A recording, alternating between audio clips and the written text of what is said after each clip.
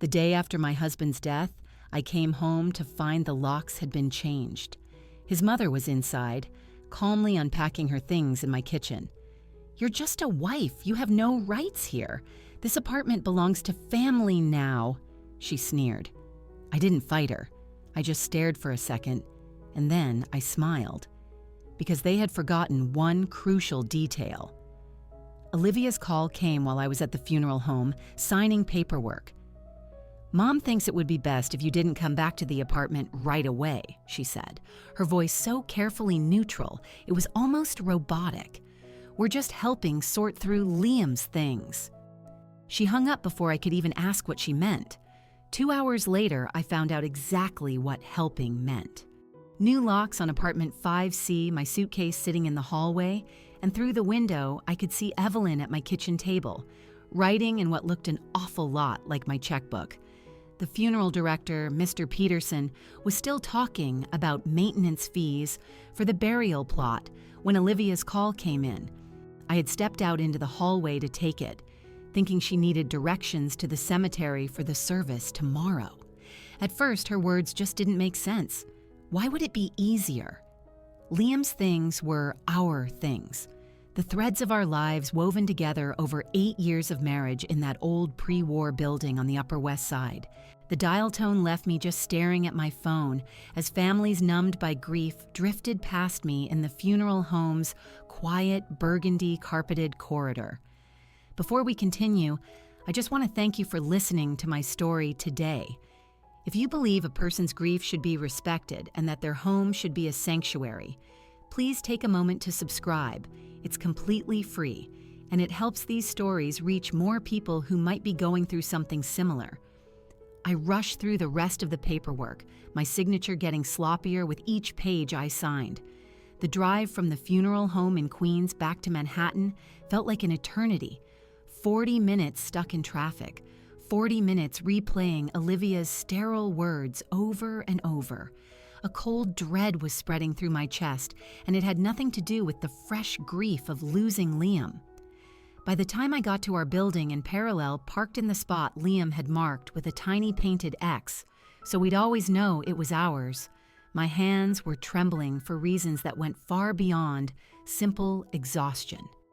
The elevator in our building was notoriously slow, but that day it seemed to move with a kind of sadistic leisure. Second floor, third floor. Each chime felt like a tick on a bomb. When the doors finally slid open on the 5th floor, I saw it. My suitcase, the blue one Liam had bought me for our 5th anniversary, was propped against the wall like a piece of abandoned luggage. My laptop bag was next to it, and on top, a cardboard box with Ava's things, written in Olivia's perfect, neat script. My key went into the lock, but it wouldn't turn. I jiggled it the way you have to do in the winter when the metal gets stiff, but it was useless. The new brass felt wrong under my fingers, shiny and unfamiliar compared to the worn keyhole I'd touched thousands of times. That's when I peered through the small window next to the door, the one Liam installed so we could see who was visiting, and there was Evelyn, sitting at my kitchen table.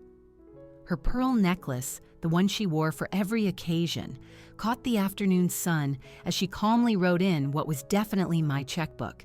She was even wearing the cashmere cardigan Liam had given her last Christmas. 8 years. We had lived in 5C for 8 years. 8 years of Saturday morning pancakes, of Liam humming Beatles songs terribly off-key while he made scrambled eggs, of us mapping out our entire future against those very kitchen walls. We'd painted them a deep navy blue together in our 2nd year, arguing for hours at the hardware store before we finally compromised on a color called Starlit Night. We'd made love on that kitchen floor once, high on cheap wine and laughter after his company's holiday party. We'd fought there too, about money when his first tech startup went under, about the kids we kept putting off, about his mother's unrelenting disapproval of me.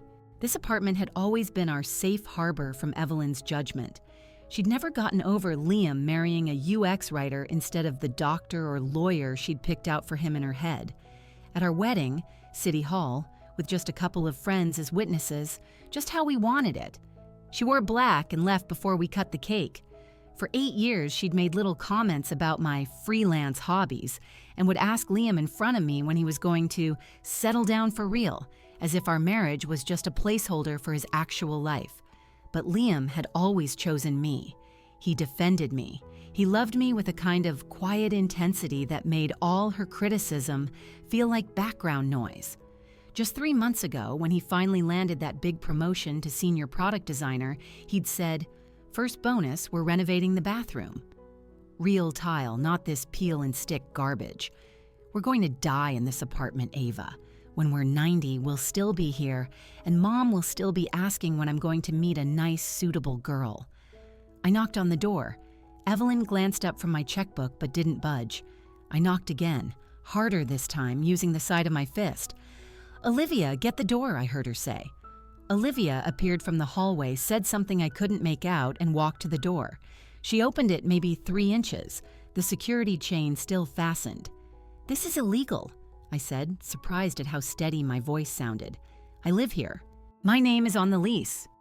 "Actually," Olivia said, refusing to meet my eyes, "only Liam's name was on the lease. Mom checked with the building management. Without a formal marriage certificate on file with them, you're technically a long-term guest. We were married for 8 years. "Mom thinks," Olivia started. "I don't care what your mother thinks." My voice was rising now, and I saw Mrs. Rodriguez from 5D poke her head out of her apartment. "My husband died yesterday. Yesterday. His body isn't even in the ground, and you're stealing my home." "No one is stealing," Evelyn called from the kitchen, still not bothering to get up. "I'm securing my son's assets. You can take your things. Olivia packed them for you." I looked down at the box at my feet. 8 years. Reduced to one cardboard box and a suitcase. Inside 5C, I could see Evelyn had already started redecorating. A new, hideous floral tablecloth was on our dining table. Her collection of little glass cat figurines was lined up on the bookshelf where my art history books used to be. The kitchen window was open, and I could hear a classical music station playing, the kind Liam hated but always pretended to like when his mother was over. "Where am I supposed to go?" I asked Olivia through the crack in the door. She shifted, looking deeply uncomfortable. "Mom says you must have family or friends. This was always Liam's apartment. You knew that." No, I thought. It was our apartment. Our names were on the utility bills. Our shared streaming account was logged into the smart TV. Our lives were tangled up in every single corner of that place. But Evelyn had been planning this. She must have been waiting, getting everything ready, maybe even hoping for this exact opportunity to finally reclaim her son from the woman she decided was unworthy. Mrs. Rodriguez was still watching from her doorway. I caught her eye, and she gave a slow, sad shake of her head. 3 weeks ago, she'd tried to warn me. She'd seen Evelyn talking to the super, asking about lease transfers, studying the co-op bylaws posted in the lobby. "Watch that one," she'd told me over tea. Some mothers never truly let go. I picked up my suitcase, my laptop bag, and the pathetic box of my life. Olivia was already starting to close the door. Through the narrowing gap, I saw Evelyn tear a check out of my checkbook, fold it with precision, and tuck it into her purse. She was smiling. It was the satisfied, triumphant smile of someone who just won a game the other person didn't even know they were playing. The hotel near Penn Station cost $150 a night and had a permanent smell of stale cigarettes, even with the no smoking signs everywhere. I sat on the edge of the stiff bed, still holding the cardboard box Olivia had packed for me, when my phone buzzed. It was a text from my friend Jessica. "How's Liam doing? Any change?" The question hit me like a punch to the gut. Jessica didn't know Liam was dead. Most people didn't. I'd been too lost in funeral arrangements to make the calls, and now here I was, homeless, with a husband to bury the next day. But sitting in that grimy room, something else came back to me. The hospital. Those last 2 days, when everything had changed, when Evelyn had laid her cards on the table while Liam was still fighting for his life. I should have seen this whole thing coming. It had all started 3 days ago when Liam collapsed right in our kitchen. The ambulance ride to St. Luke's was a blur of sirens and medical jargon I couldn't process. They rushed him to the cardiac ICU, and I was left in a waiting room that felt like a special kind of hell. Beige walls, stiff chairs, and a TV playing the morning news on mute. I sat there alone for 6 hours. I called his office to tell them he wouldn't be in. I texted Olivia that her brother was in the hospital. I left a voicemail for Evelyn that I knew she would ignore until it was convenient for her. When Evelyn finally swept in that evening, she came through the cardiac unit doors wearing her trademark pearls and a black dress that seemed more suited for a corporate board meeting than a hospital. She didn't even look at me. She marched straight to the nurses' station. "I'm Evelyn Vance," she announced, her voice loud enough for the whole ward to hear. "Liam Vance's mother. I need to speak with his doctor immediately." The nurse, a wonderfully patient woman named Brenda who had been giving me updates all day, glanced at me before she answered. "Mr. Vance's wife has been here since this morning. She's listed as his healthcare proxy." His wife. Evelyn finally turned to look at me, her expression like she'd just found something disgusting on the bottom of her shoe. "I'm his mother, his actual family. I have rights here." "Ma'am, the healthcare proxy designation," Brenda began. "I want to see that document." Evelyn cut her off. "My son was not in his right mind when he signed whatever papers she pushed in front of him. I demand to speak with him alone." The way she spat out the word she made it clear. I wasn't her daughter-in-law anymore. I was just an obstacle. Brenda kept her professional calm, but I saw her jaw tighten. "Mr. Vance is currently sedated and on a ventilator. No one can speak with him right now." Evelyn's eyes narrowed. She pulled out her phone and started making calls, her voice deliberately loud. "Michael, it's Evelyn. I need you to research healthcare proxy laws in New York. My son is incapacitated, and there's a situation with his supposed wife." I just sank back into my plastic chair, too tired to argue. Let her make her calls. Liam and I had been crystal clear when we drew up those papers 2 years ago, but watching Evelyn pace the hallway like she owned the place, demanding to see hospital administrators, I felt that same cold dread creep back in. This was never just about Liam's medical care. The next morning, while I was dozing in the chair next to Liam's bed, Olivia called. Her voice was weirdly formal, like she was reading from a script. "Ava, I'm going to stop by the apartment to pick up some of Liam's things. His insurance cards, some clothes, in case he needs them." "I can get them," I said, watching the steady rise and fall of Liam's chest. "I'm heading home in a few hours to shower anyway." No, don't trouble yourself. You should stay with him. Just tell me where you keep the important documents." Something in her tone made me sit up. "What documents?" "Oh, you know, insurance papers, bank statements. Mom wants to make sure everything is in order." "Olivia, that's private. Is the apartment rent-controlled?" she asked out of nowhere. "Mom's curious about the lease situation." The question was so random, it threw me. Why would that matter right now? Just wondering. And the life insurance, Liam does have life insurance, right? Through his job. I hung up without answering. My hands were shaking as I looked at Liam, so still and vulnerable with all those tubes running in and out of him. His family wasn't worried about him getting better. They were already carving up his life. That evening, Liam woke up for a few minutes. His eyes found mine right away, and I saw a flicker of fear in them. Not of dying, but of something else. He couldn't talk around the ventilator, but he squeezed my hand with a surprising amount of strength. "It's okay," I whispered, leaning in close. "You're going to be okay." He shook his head just slightly, and I saw tears welling in his eyes. He weakly lifted his other hand and pointed toward the door, where Evelyn had been standing earlier. Then he squeezed my hand again, 3 short times. It was our old signal from when we had to endure Evelyn's awful dinner parties. 3 squeezes meant, "Get me out of here." "Your mom?" I asked quietly. He nodded. Then he tried to mouth something, but I couldn't make it out. The nurse came in to check his meds, and he started getting agitated, trying to communicate with her too. "Mr. Vance, you need to stay calm," she said gently, upping his sedative. As the drug started to take hold, he used his last bit of strength to pull me closer. It was impossible for him to speak normally, but he managed to force a whisper around the tube, his voice barely a rasp. "Don't let her win." "Win what?" I asked, but his eyes were already closing. His hand moved again, a weak gesture toward his stomach, then a bit lower. He mouthed 2 words. "Freezer, remember. The freezer." I thought he was just confused, maybe delirious from the medication. "Liam, just rest now.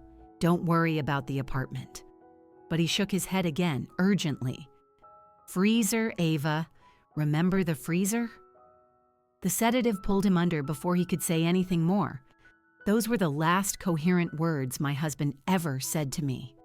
Evelyn came back at 8 that night, this time with a man in a suit she introduced as a family advisor. They stood by the nurse's station, speaking in hushed, urgent tones and occasionally glancing over at me. When visiting hours ended at 9, Evelyn made a big show of putting on her coat.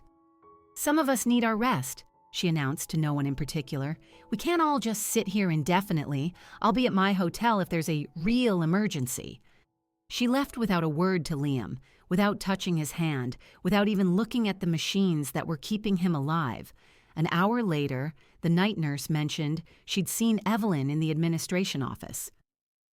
"She was asking about death certificates," the nurse said quietly, "about who has the authority to claim them, next of kin protocols. I probably shouldn't be telling you this, but it just seems so strange. Your husband is still fighting." But he wasn't.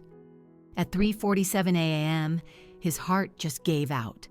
The alarms blared and the room filled with doctors and nurses, but I knew from their faces it was over. I held his hand as they pronounced him dead. I kissed his forehead while it was still warm. I closed his eyes myself, because Evelyn wasn't there to do it.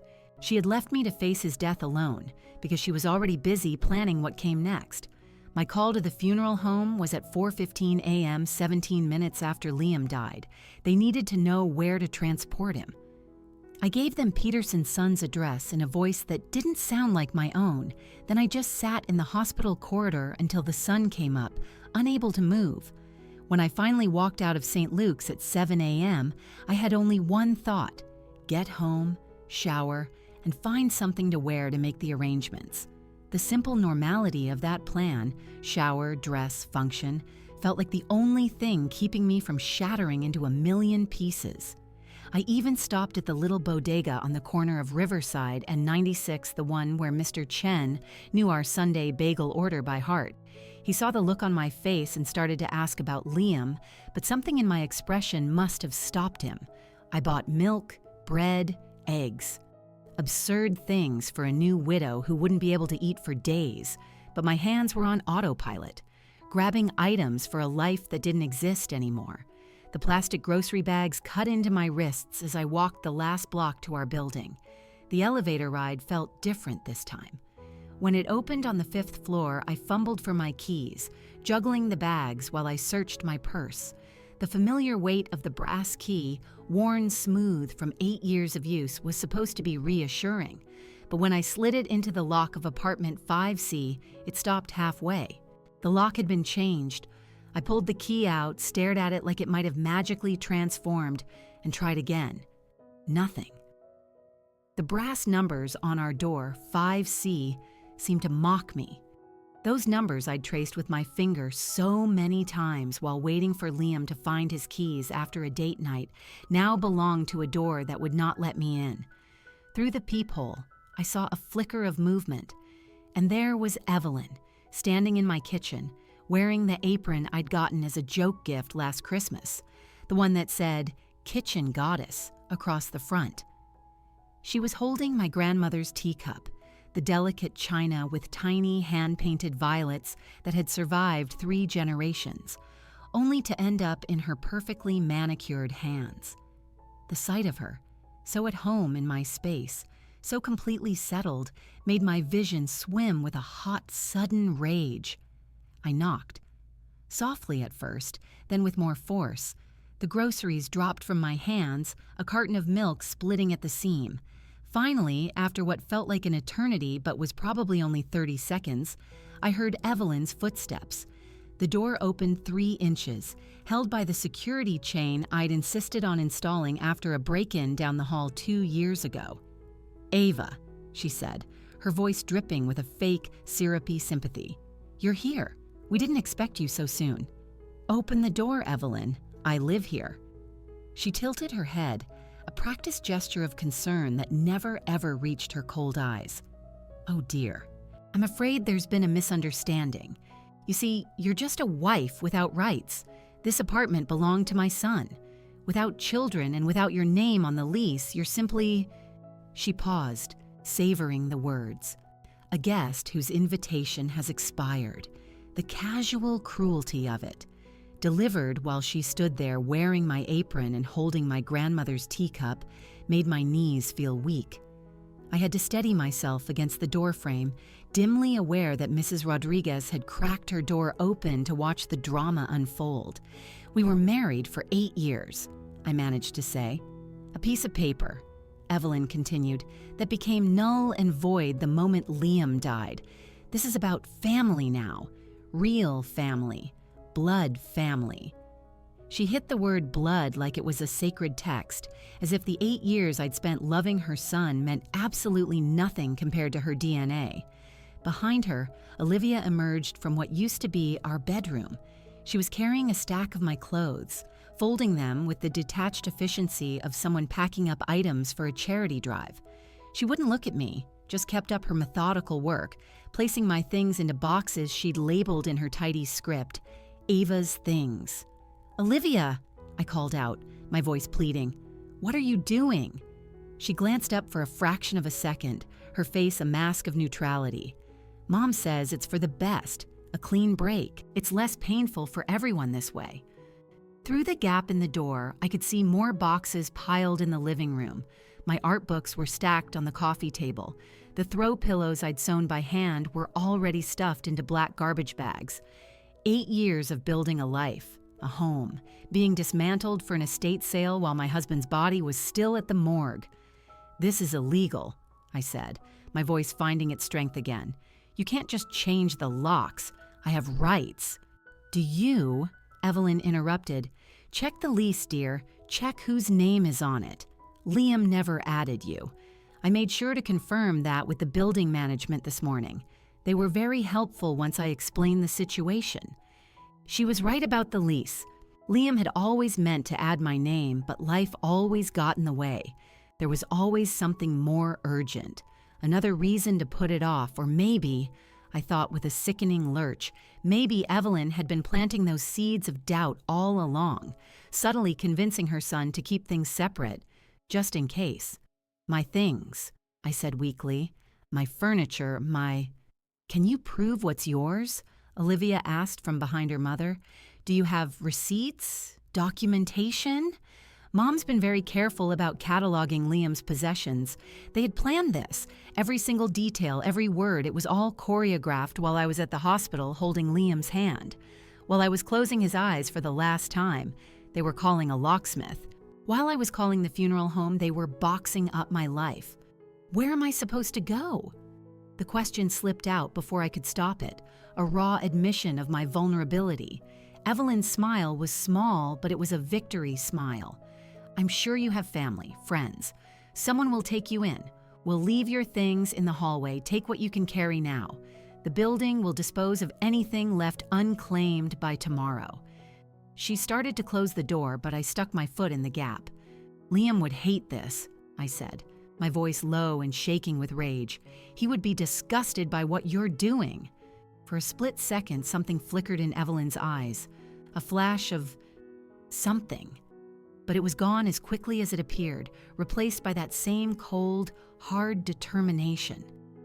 "Liam isn't here to have an opinion anymore, and that, my dear, is precisely why you need to leave." The door pressed against my foot harder now. Olivia had joined her mother, both of them pushing. I could have screamed. I could have fought. I could have called the police right then and there. But as I stood there, with milk from the broken carton seeping into the hallway carpet, something else surfaced in my mind, a memory from 3 years ago, a document they knew nothing about, a secret I had kept even from Liam. I pulled my foot back, letting the door close. But not before I smiled, a small, knowing smile that made Evelyn pause just before the lock clicked. "Enjoy the apartment," I said through the closed door. "Make yourselves at home. Unpack everything." "We intend to," Evelyn's muffled voice replied, but for the first time, I heard a sliver of uncertainty in it. I picked up what I could manage, my suitcase, my laptop, one box, and left the rest. Mrs. Rodriguez was still watching from her doorway. As I passed, she whispered, "I saw them arrive this morning with a locksmith. I tried to tell them to wait, but—" "It's okay," I told her, and to my own surprise, I meant it, because Evelyn Vance, in all her meticulous, cruel planning, had overlooked one very important detail. The apartment wasn't just in Liam's name on the lease. The lease itself was basically irrelevant. 3 years ago, when our building went co-op, I had bought our apartment outright through an LLC, keeping Liam's name on the old lease as a simple formality. It was a kindness, a way to preserve his pride during a terrible time in his life. As I walked toward the elevator with my pathetic little collection of belongings, I wasn't retreating. I was regrouping. Evelyn thought she'd won the war with one swift, brutal strike, but she had only just fired the first shot, and tomorrow, when I came back with my lawyer and the ownership papers she never knew existed, she was going to learn what Liam had always known. I was much stronger than I looked. The hotel elevator smelled of stale beer and regret. I rode it down to the lobby, my suitcase wheels catching on the grimy carpet as I stepped out onto 8th Avenue. The area around Penn Station at night was a different world. Neon signs bled onto the wet pavement, even though it hadn't rained. I just needed a place to think, a place Evelyn would never in a million years look for me. The flickering sign of a Comfort Inn promised nothing of the sort, but they took cash and didn't ask for a life story. Room 317 was precisely what $150 gets you near Penn Station. Cigarette burns on the nightstand, a window that looked out onto a brick wall, and sheets that smelled so strongly of bleach it stung my nose. I dropped my things on the floor and just sat on the edge of the bed, finally letting the reality of what just happened wash over me. Liam was gone. I was homeless. And his mother had staged a coup so swift it felt like it had been rehearsed for years. My phone, which had been silent since I left my building, lit up. A text from Jessica, asking about Liam, another from a colleague, asking if I needed someone to cover my deadline tomorrow. The normal world was just chugging along, completely oblivious that mine had just imploded. I scrolled through my contacts until I found her name, Emily Carter. Emily and I were roommates back at NYU, back when we were both going to conquer Manhattan with our big dreams, hers in law, mine in writing. We'd kept in touch, but mostly through holiday cards and the occasional coffee. But 3 years ago, when I needed a real estate attorney, she was the only person I trusted. She picked up on the first ring, even though it was past 9 o'clock. "Ava? I was just thinking about you. How's Liam?" "He passed away this morning."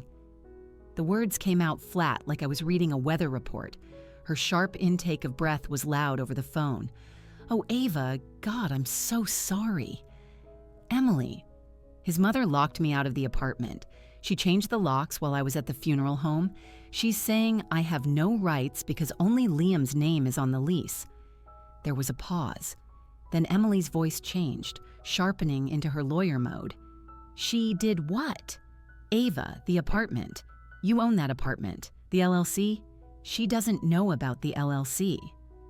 "Vance Miller Holdings," Emily said slowly, like she was pulling up the file in her brain. "We set that up 3 years ago when the building went co-op. You bought it outright, paid cash with your savings and that loan from your brother." Everything's in the corporate name, but I'm the sole member. Liam never knew, I admitted, staring at a water stain on the ceiling that looked like a question mark. I kept his name on the lease just as a formality. I let him think we were still renting. He was so devastated after he lost his job, Emily. If he'd known I was the one paying the mortgage, that I'd bought our home out from under him. You were protecting his pride, Emily said, her voice softening. And now that decision is going to protect you. Evelyn has no legal claim. None. She's trespassing. Can you get the documents? I need everything for tomorrow. I'll have it all ready by 8 a.m. Ava, we are going to fix this. She made a massive legal mistake, and we're going to make sure she understands the consequences. After we hung up, I sat in the silence of that cheap room, my mind flashing back to that night 3 years ago. Liam's design firm had laid off his entire department. He came home carrying a single cardboard box of his desk things, his eyes looking hollowed out. For weeks, he sat at our kitchen table, sending out resumes that just vanished into a digital black hole, his confidence crumbling with every day that passed in silence. Then the building announced its co-op conversion. Residents had 6 months to either buy their units or move out. The price was a steal for Manhattan, but it was still completely out of reach with Liam unemployed. He'd already started looking at rentals in Queens, totally defeated. That's when I made the choice. I'd been freelancing as a UX writer for years, quietly building up a solid client base that paid well. I had enough in savings for a down payment, and when I called my brother Daniel, he didn't even hesitate. "How much do you need?" he'd asked. "50,000, I'd whispered, ashamed to even be asking. "Done. I'll wire it tomorrow. And Ava, don't tell Liam if you think it'll hurt him. Men in their pride, sometimes the kindest thing you can do is keep a secret." The bank handled everything through Vance Miller Holdings, LLC, a corporate name so boring no one would ever look twice at it. I signed the papers in a stuffy conference room that smelled of coffee and toner, my hand surprisingly steady as I built this elaborate, protective lie. Every month I paid the mortgage from the LLC's bank account, and Liam would write what he thought was a rent check to a management company that no longer existed. I'd deposit it, then transfer the money right back into our joint account, a perfect invisible circle that kept his dignity intact. My phone rang again, pulling me from the memory. It was Daniel. "I just got your message," my brother said, his Chicago accent always getting thicker when he was angry. "Ava, what the hell? She locked you out the day Liam died?" "The same day," I confirmed, lying back on the questionable bedspread. His voice cracked with fury. "I'm getting in the car right now. I can be there in 5 hours." "No, Daniel, not tonight. I just need you at the funeral tomorrow." "That woman," he said, and I could hear him pacing. "After everything you did, after you saved that apartment when Liam couldn't, does she have any idea what you sacrificed?" "She's about to." "Good. And Ava, that 50 grand I loaned you? Forget about it. It's a gift. Use it for whatever lawyers you need. You take that apartment back and you throw her out on her ass." After we hung up, I found myself staring into the harsh fluorescent light of the hotel bathroom. The face in the mirror looked like a stranger's, hollowed cheeks, eyes red and raw from crying, and a complete lack of sleep. I was still wearing my wedding ring. It felt heavy, and it was covered in a film of hospital-grade disinfectant that wouldn't wash off, no matter how hard I scrubbed. I leaned against the cracked sink, the cold water running over my hands, and I made a decision. This wasn't just about an apartment anymore. Evelyn had tried to erase me while I was still reeling from watching my husband die. She had defiled the space where we built our life together. She had touched our memories and packed away 8 years of our history like it was trash. "Liam," I whispered to my reflection, his name feeling like both a farewell and a promise. "I'm going to fight for our home." The person looking back at me suddenly looked different, not stronger, not yet, but determined. Tomorrow, I would walk back into apartment 5C armed with documents Evelyn never even knew existed. Tomorrow, she would find out that the woman she dismissed as just a wife was the one who had been protecting their home all along. I turned off the water, dried my hands on the rough paper towels, and walked back into the dim hotel room. Outside, a siren wailed in the distance, the city's relentless soundtrack. But inside room 317, I sat down at the small desk, opened my laptop, and began to prepare for war. My laptop screen cast a blue glow in the dark hotel room as I typed out a detailed timeline, getting everything down while it was still painfully fresh. I finally closed the computer around 3 a.m. and tried to get some sleep on sheets that felt like sandpaper. 4 hours later, my phone's alarm dragged me back to consciousness. A text from Emily was waiting. "Documents ready. Meet me at 8:30. Coffee shop on 95th and Broadway." The crisp morning air felt sharp on my face as I walked up from Penn Station. Emily was already in a corner booth, a thick leather folder sitting next to her coffee. She stood up when she saw me and gave me a brief, firm hug that smelled of expensive perfume and legal authority. "You look like hell," she said matter-of-factly. "My husband died yesterday, and his mother committed breaking and entering." Emily opened the folder, spreading the documents across the small table. "Here it is. The deed, the LLC filing, 3 years of mortgage statements from the corporate account, property tax records, everything. She has absolutely no legal standing."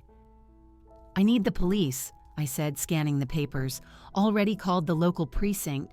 Officer Davis is meeting us at the building at 9:30. He specializes in illegal evictions." Emily's eyes were sharp behind her glasses. "Ava, when we get there, let me do the talking at first.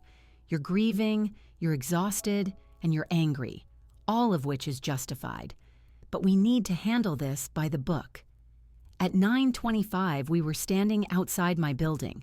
Officer Davis was already there, a solid-looking man with kind eyes who listened intently as Emily laid out the situation. Behind him stood a locksmith Emily had called, toolbox in hand. "Ma'am," Officer Davis said to me, "you're telling me you own this apartment and someone has changed the locks without your consent?" My mother-in-law, while I was at the funeral home making arrangements for my husband's burial. His jaw tightened almost imperceptibly. "All right, let's go have a chat." The elevator ride up felt like an ascent into battle. As we passed the 5th floor, Mrs. Rodriguez's door was already cracked open, her eyes widening when she saw the police uniform. Other neighbors were peering out of their apartments, the hallway suddenly buzzing with witnesses. Officer Davis knocked on the door of 5C, a firm, authoritative sound that echoed down the hall. It took 3 knocks before Evelyn answered. Her face went through a rapid series of transformations: annoyance, then confusion, then a flicker of something close to fear when she saw the uniform. She was still wearing my apron, the one that said "Kitchen Goddess." The detail was so absurdly out of place, it might have been funny in any other situation. "Officers," she began, quickly recovering her composure, "this woman has been harassing me in my late son's home." "Ma'am," Officer Davis interrupted, taking the documents Emily handed him. "According to these papers, this property is owned by an Ava Miller through Vance Miller Holdings, LLC. Are you Ava Miller?" "I'm Evelyn Vance, Liam Vance's mother, his real family." "But not Ava Miller. She's just—" Evelyn stopped, her eyes fixed on the papers in the officer's hands. "That's impossible." Emily stepped forward. "Mrs. Vance, I'm Emily Carter, and I represent Ava Miller, the legal owner of this property. You have illegally changed the locks and are currently trespassing. We need you to vacate the premises immediately." I moved past them all, stepping into my own apartment, my own home, and spoke for the first time. 3 years ago, when this building went co-op, I purchased this unit. Each word came out slow and deliberate. Every mortgage payment, every property tax bill, every single maintenance fee, it was all paid by me through my LLC. Evelyn's face was a spinning slot machine of emotions: disbelief, rage, calculation, denial. Liam would have told me if you... Liam didn't know. The admission felt like taking off a heavy piece of armor. He had just lost his job. His confidence was gone.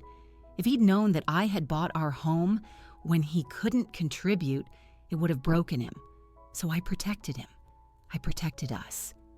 Olivia emerged from the bedroom, her arms full of my sweaters. She froze in the doorway, her eyes darting between her mother and Officer Davis like a child caught in the act. The sweaters dropped from her arms, landing in a soft heap on the floor. "Olivia," Evelyn hissed, "get Liam's financial papers, show them the lease." "The lease is irrelevant," Emily cut in. "It was a courtesy arrangement between spouses. The deed of ownership supersedes any rental agreement." Olivia knelt down to pick up the sweaters, her hands shaking. "Mom, maybe we should just—" "We are not going anywhere." Evelyn's voice rose, cracking with desperation. "This is my son's home. She manipulated him. She isolated him from his family. Where were you?" The words just exploded out of me, a week's worth of repressed fury finally breaking through. When Liam had chemo every Tuesday for 3 months, for 3 hours at a time, where were you? When he couldn't keep any food down, when he cried from the pain, when he needed his mother, where were you, Evelyn? The apartment fell silent. Even the locksmith paused his work. "You sent flowers," I continued, my voice steady now. "Expensive arrangements with little cards that said, 'Thinking of you.' But you never came, not once. Olivia, you came twice in 6 months, and you spent the whole time on your phone. You have no idea what love is." "We had our own lives," Evelyn said, but her voice had lost all its authority. "I'm calling my lawyer." "Please do," Emily said calmly. "They can explain the laws around trespassing and the severe penalties for attempting an illegal eviction." The locksmith got to work on the door while Evelyn stood frozen in my living room, her entire scheme unraveling right in front of her. Quietly, Olivia started unpacking the boxes, putting my books back on the shelves, my photos back on the tables. Her movements were mechanical, ashamed. "Officer," Evelyn tried one last time, "surely you can understand a mother's grief." "Ma'am," Officer Davis said firmly, "grief is not a justification for breaking and entering." I walked into the kitchen, to the spot where Evelyn had sat so comfortably just hours before. Her own china, the blue willow pattern she always insisted was superior to everything, was stacked on my counter. I picked up one of her teacups, looked at it, then set it back down. "Take your dishes," I said quietly. "Take them and leave." Evelyn finally moved, gathering her china with trembling hands. Olivia helped her, both of them working in a heavy silence. The neighbors were now fully out of their apartments, no longer pretending not to be interested. Mrs. Rodriguez stood in her doorway, arms crossed, with a small, satisfied smile on her face. As Evelyn passed me, carrying her precious china like a refugee, she stopped. "You think you've won?" "I think I've kept my home," I replied. "The home that Liam and I built together. The one you tried to steal while his body is waiting to be buried tomorrow." She actually flinched at that. It was the first genuine, unscripted emotion I had seen from her. Olivia gently touched her mother's arm, guiding her toward the door where Officer Davis was waiting. "The funeral," Olivia started to say. "Is tomorrow at noon," I said. "Your seats are reserved. Front row for his mother and his sister. That's the difference between us. I can still honor Liam's love for you, even while I'm protecting myself from your cruelty." They left without another word. Evelyn's heels clicked down the hallway, with Olivia trailing behind her, casting one last apologetic look over her shoulder. Officer Davis stayed until the locksmith had finished installing the new locks. He handed me 3 sets of new keys. "I'm sorry for your loss, Mrs. Miller," he said gently. "Both of them." I stood alone in my reclaimed apartment after Officer Davis left, the new keys feeling heavy in my hand. The silence felt different now, not peaceful but expectant, as if the walls themselves were holding their breath. Emily had offered to stay, but I needed to be alone with whatever remained of Liam in these rooms. The late afternoon sun slanted through the kitchen window, illuminating dust motes that danced where Evelyn had stood hours earlier in my apron. I walked to Liam's desk, a vintage oak piece we'd rescued from a Brooklyn estate sale 4 years ago. He'd called it his command center, though it usually looked more like organized chaos. Sticky notes layered on top of bills, coffee rings overlapping like Olympic symbols on the wood, despite my constant reminders about coasters. Now I had to sort through it all for insurance claims, funeral expenses, the crushing bureaucracy of death. The first drawer stuck as it always did, requiring that specific pull and lift motion Liam had mastered. Inside lay the mundane debris of a life, expired coupons, business cards from people he'd never call again, a warranty for a printer we'd thrown out last year. I moved methodically, creating piles. Keep, toss, file. Trying not to think about how I was dismantling the last evidence of his daily existence. In the second drawer, beneath a stack of medical bills I hadn't known existed, my fingers found folded notebook paper. Liam's handwriting, shakier than usual but unmistakably his, spelled out 5 words that made my breath catch. Ava, check the freezer. Important. The paper trembled in my hands. This wasn't old. The ink was fresh, maybe a week or 2 at most. He'd written this recently when his hands had barely been steady enough to hold a pen. The cryptic nature of it, so unlike Liam's usual directness, suggested he'd hidden something he didn't want found by the wrong person. I walked to our kitchen, the afternoon light now fading into amber. Our freezer, an ancient thing that came with the apartment, hummed its familiar off-key tune. Inside, frozen dinners I'd bought but never made lined the door. Behind them, vegetables we'd optimistically purchased for healthy eating plans that never materialized.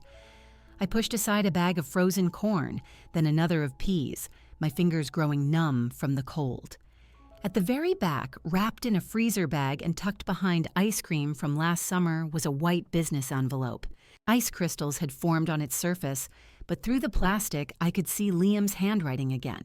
For Ava. Only Ava. I sat at the kitchen table at the same spot where we'd shared 8 years of morning coffee and carefully opened the freezer bag. Inside, the envelope contained 2 items, a brass key with a number etched on it, 317, and a post-it note in Liam's steadier handwriting from what must have been weeks ago. Ava, I'm sorry for keeping secrets. Mom's been asking strange questions, Olivia too. Created a backup plan. First National Bank on 82nd, box 317. Everything you need is there. We've both been protecting each other, haven't we? All my love, L. My throat tightened. Even while facing death, Liam had been thinking ahead, preparing for his mother's inevitable move. But his words, we've both been protecting each other, suggested he knew more than he'd let on. Had he discovered the LLC? Had he known all along that I owned the apartment? First National Bank stayed open until 6 on Fridays. I grabbed my coat and the key, practically running the 5 blocks. The security guard recognized me from the times I'd come with Liam and nodded sympathetically. The woman at the safe deposit desk, Susan, according to her nameplate, pulled up the records with practiced efficiency. You're listed as the sole beneficiary with full access, she said gently.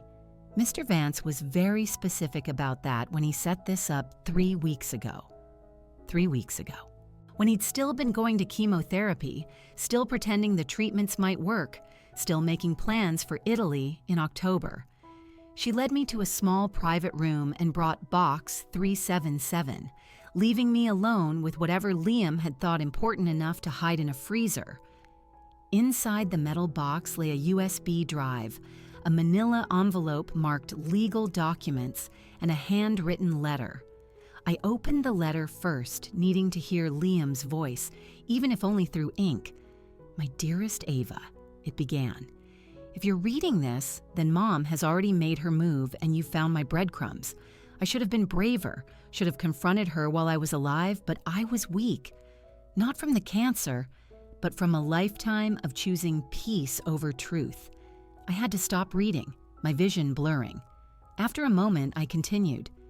The USB contains something you need to see. I recorded it last week with Ethan Hayes. You remember him from the holiday party? He's a lawyer now. Everything is notarized, witnessed, legal. Mom can't contest it, though she'll try. The apartment is yours, Ava. I know about the LLC. I've known for 2 years. My heart stopped. He'd known. I found out by accident. A tax document that came while you were traveling for work. At first I was hurt. Then I was amazed. You saved us, saved our home, and never said a word. You let me keep my dignity while you carried the weight.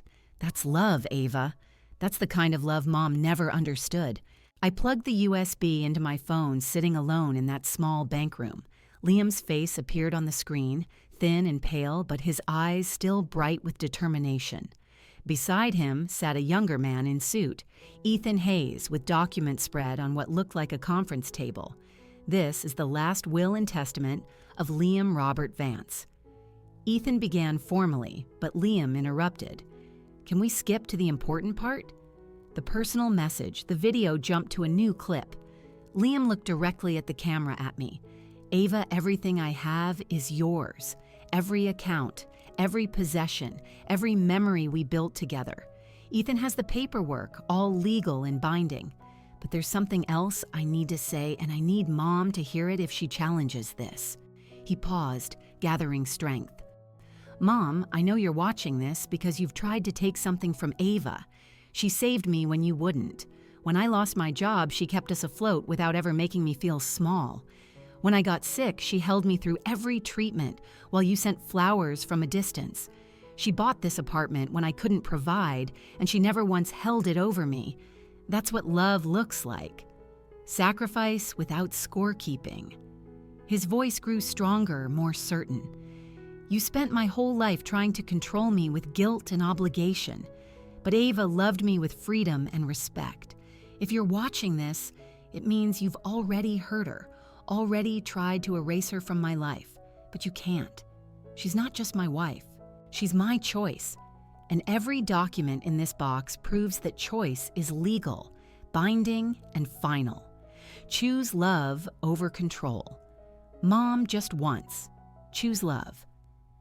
The video ended with Liam looking exhausted but resolved. Ethan Hayes' voice confirming the date and time, the legal authentication of a dying man's wishes.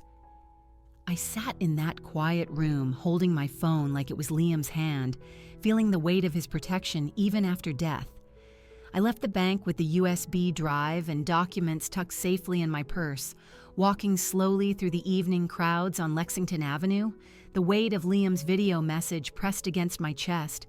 The knowledge that he had known about the LLC had protected me even while I protected him, created a grief so complex I couldn't name it. When I finally reached apartment 5C, my phone was buzzing insistently on the kitchen counter where I'd left it. 3 missed calls from an unknown number. I listened to the voicemail while standing in the exact spot where Liam had collapsed just days ago, though it felt like a lifetime. Mrs. Miller, this is Stephen Bryant from Bryant Davies and Associates. I represent Evelyn Vance regarding the estate of Liam Vance.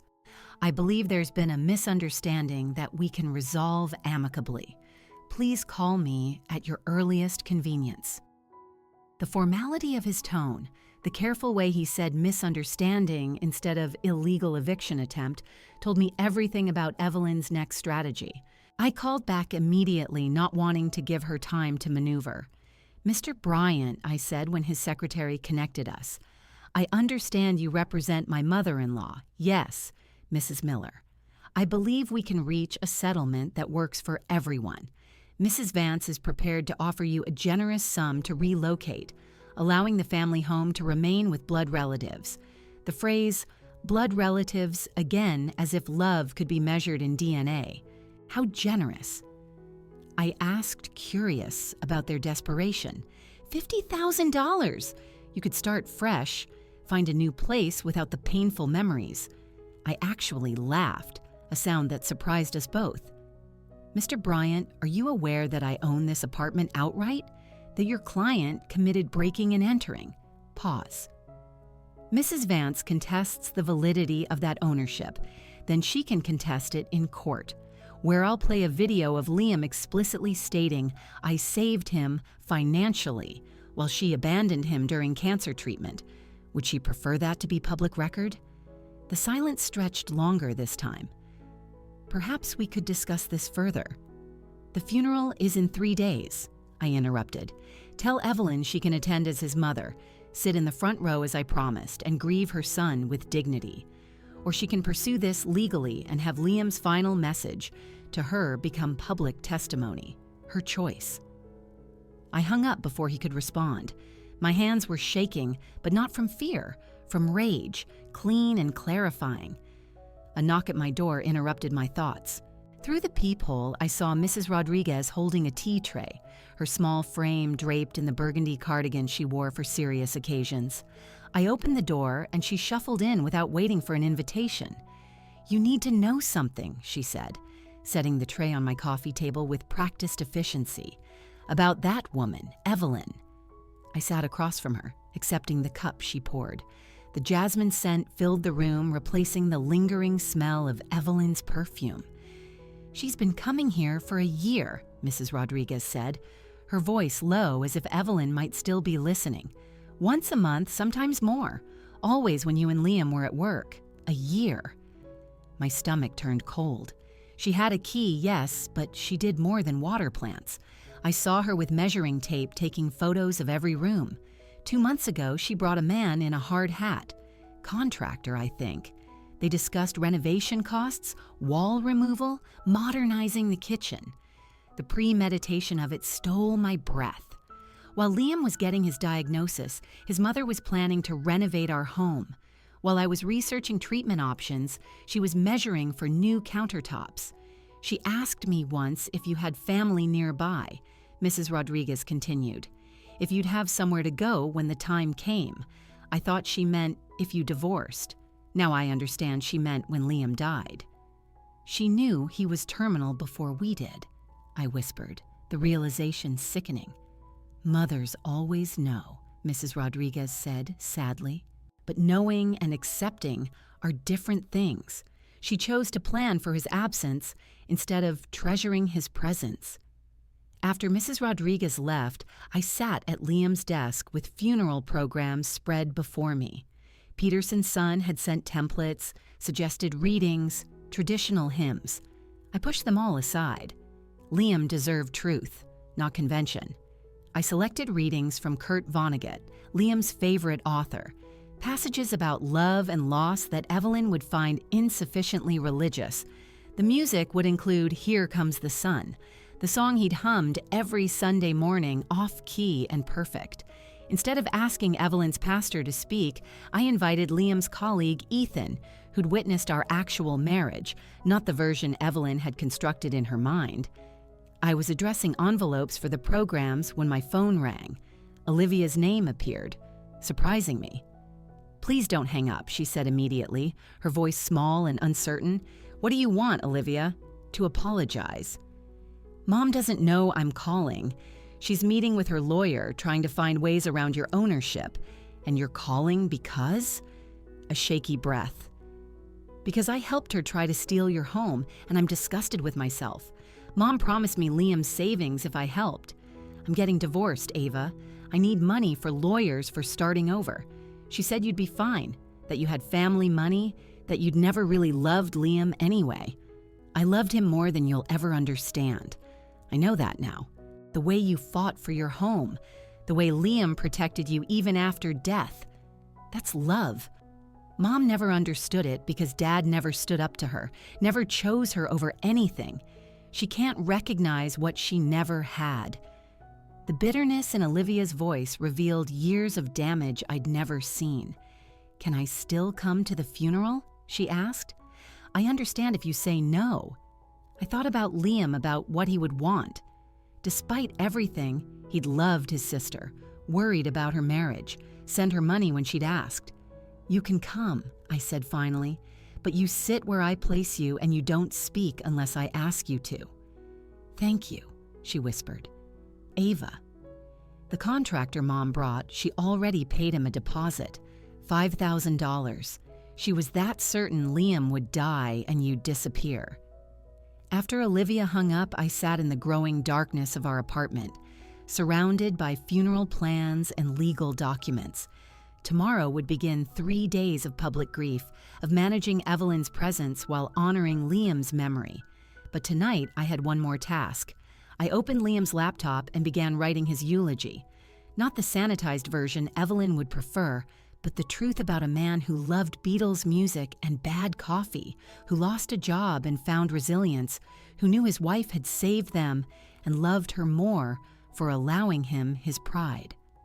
I finished typing the last line of Liam's eulogy at 2 a.m., my laptop screen the only light in our dark apartment. The words blurred through exhausted eyes, but they were honest words, true words that Liam deserved to have spoken at his service. I closed the computer and tried to sleep on the couch, unable to face our empty bed. But rest wouldn't come. Tomorrow, today now, I would bury my husband while managing his mother's presence, a balancing act between grief and vigilance. The morning arrived gray and humid, the kind of October day that couldn't decide if it wanted to rain. I dressed carefully in the black dress Liam had loved, the one he'd bought me for our 5th anniversary dinner. My hands shook as I fastened the pearl necklace he'd given me last Christmas, my last Christmas gift from him.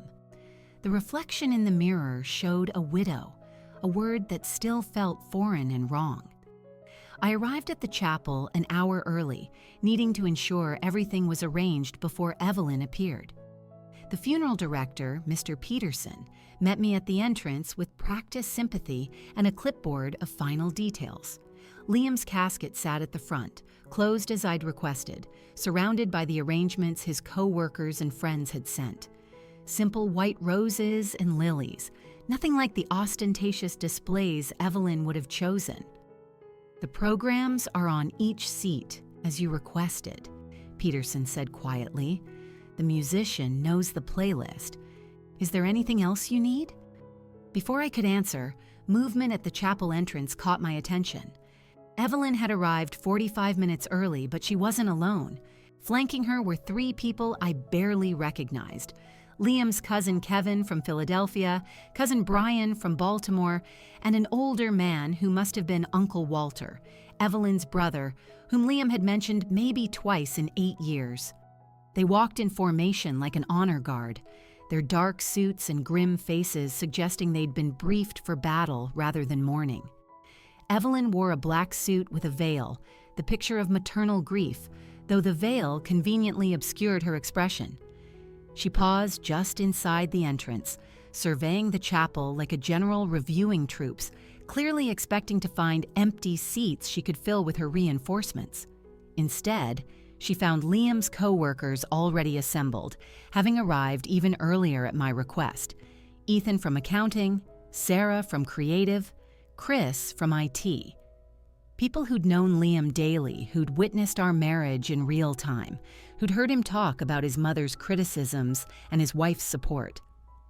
They looked up as Evelyn entered, their faces neutral but alert. I walked directly to Evelyn before she could advance further into the chapel. "Evelyn," I said loud enough for everyone to hear, "how thoughtful of you to bring family members who haven't seen Liam in years." Kevin shifted uncomfortably. Brian looked at his shoes.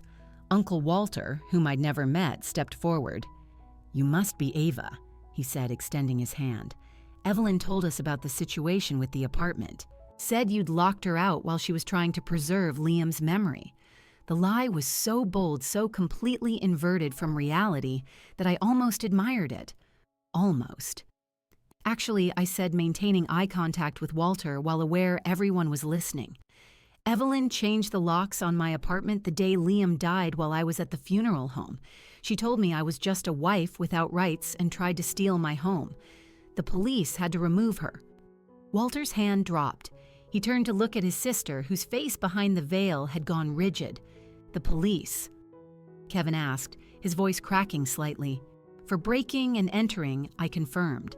"I own the apartment. Have for 3 years." Evelyn knew Liam was dying and tried to take advantage of my grief to steal it. Brian actually stepped away from Evelyn, creating physical distance from the revelation. Walter's face flushed red. "Evelyn," he said slowly, "you told me this woman was a gold digger who'd manipulated Liam. You said she'd stolen from the family." "She has," Evelyn started, but Walter held up his hand. "I'm here for Liam," he said firmly. "Not for whatever this is." He looked at me. "I apologize. I didn't know my nephew well, but he didn't deserve to have his funeral turned into this.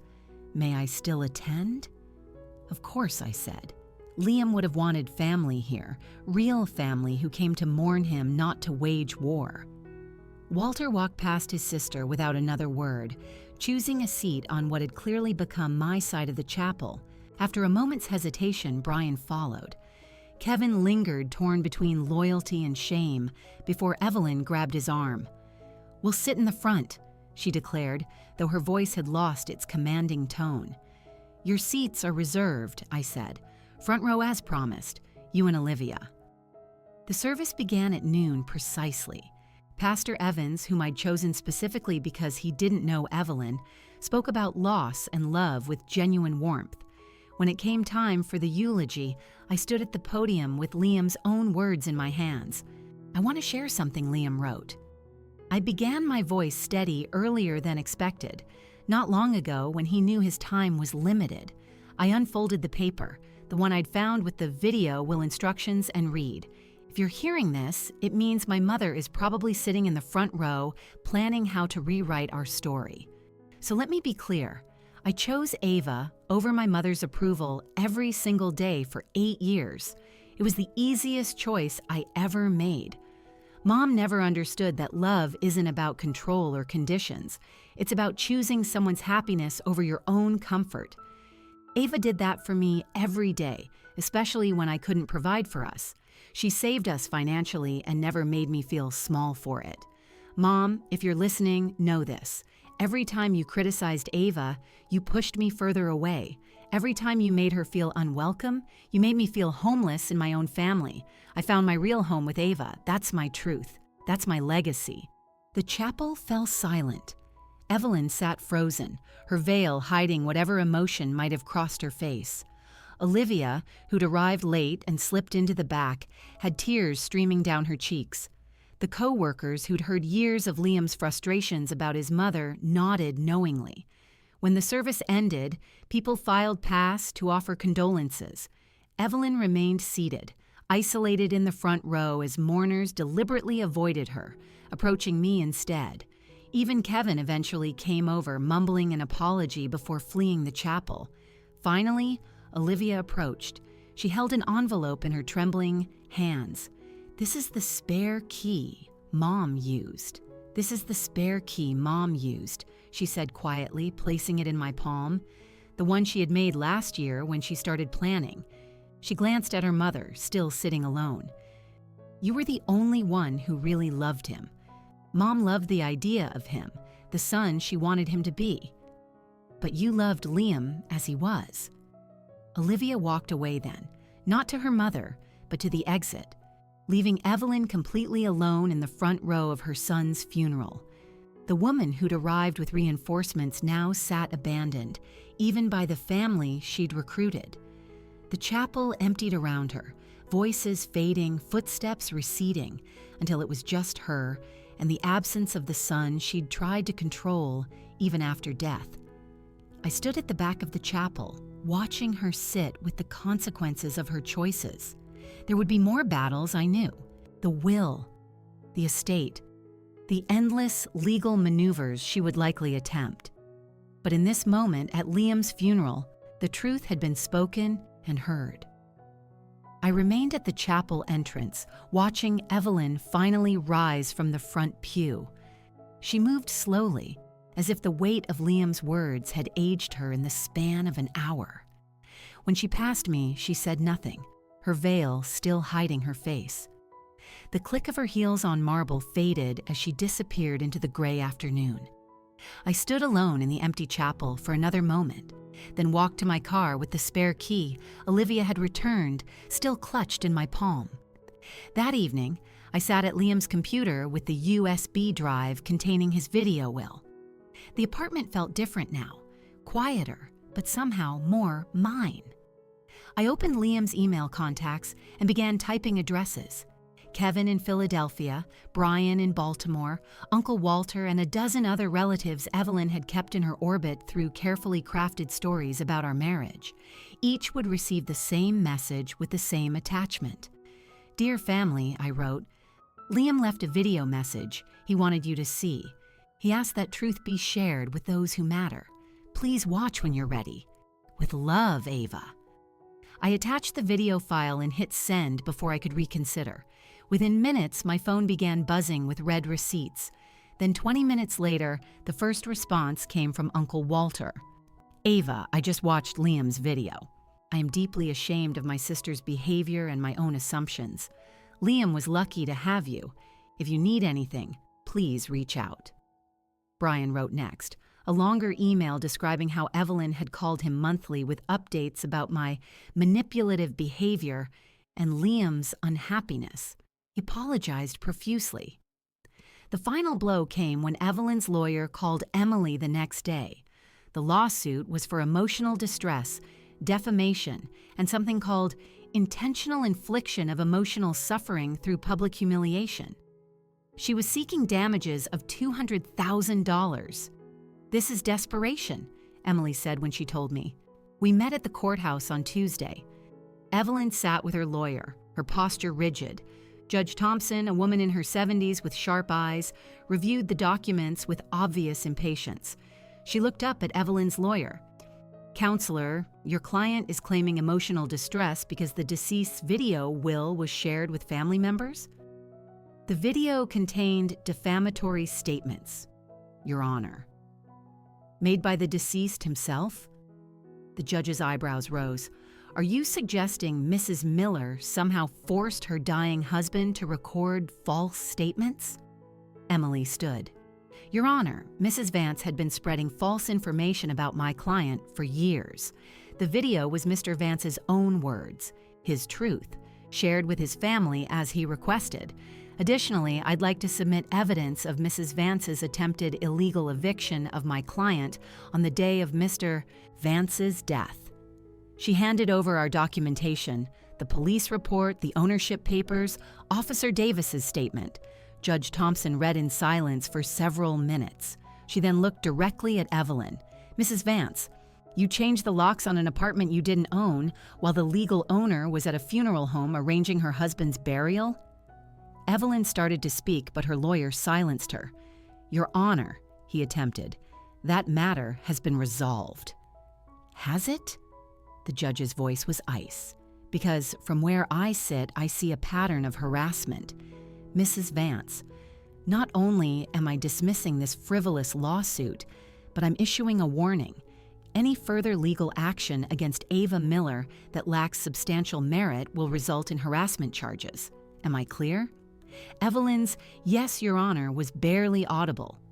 "Furthermore," the judge continued, "if you come within 100 feet of Mrs. Miller or her property without explicit written permission, you will be arrested. This is not a suggestion." We left the courthouse in silence. Evelyn and her lawyer hurried away.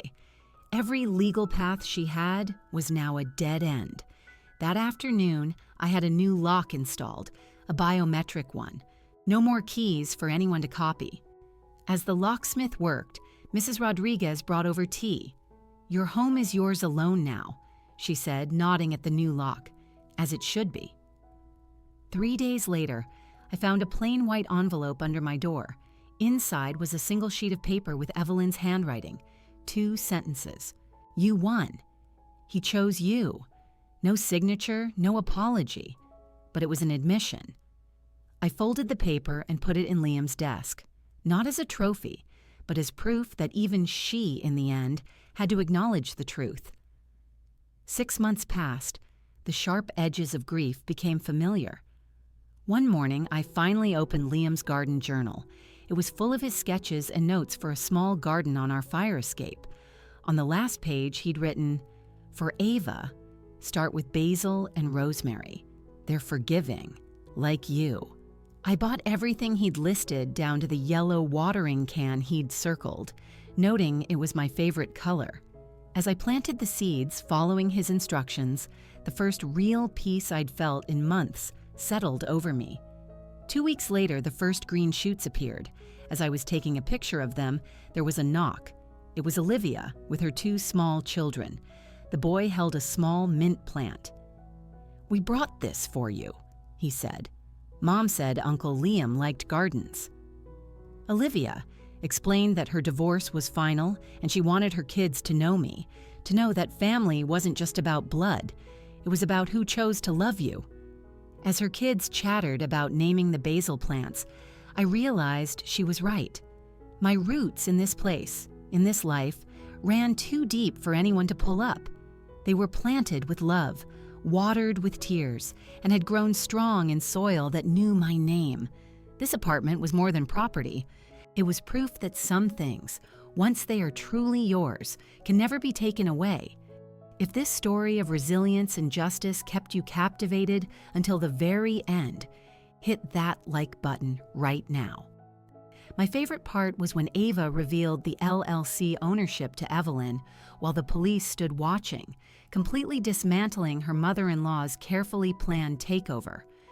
What was your most satisfying moment? Drop it in the comments below. Don't miss more powerful stories like this. Subscribe and hit that notification bell so you never miss an upload. End of story.